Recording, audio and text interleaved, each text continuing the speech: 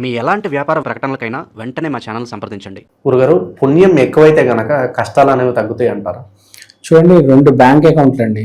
ఒకటి పాపం, ఒకటి పుణ్యం. పుణ్యం రిజల్ట్ పుణ్యం ఇస్తుంది, పాపం రిజల్ట్ పాపం ఇస్తుంది.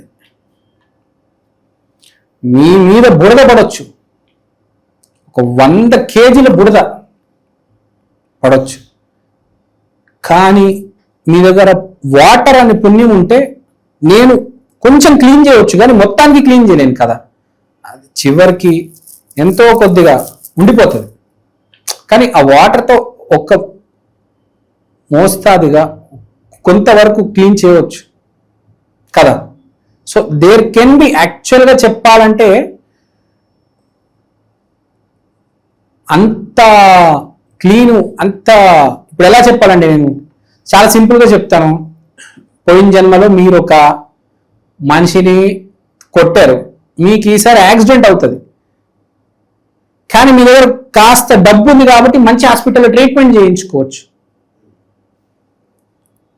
ఫెసిలిటీస్ బాగుంటాయి, కానీ నొప్పి అయితే అనుభవించాలి కదా.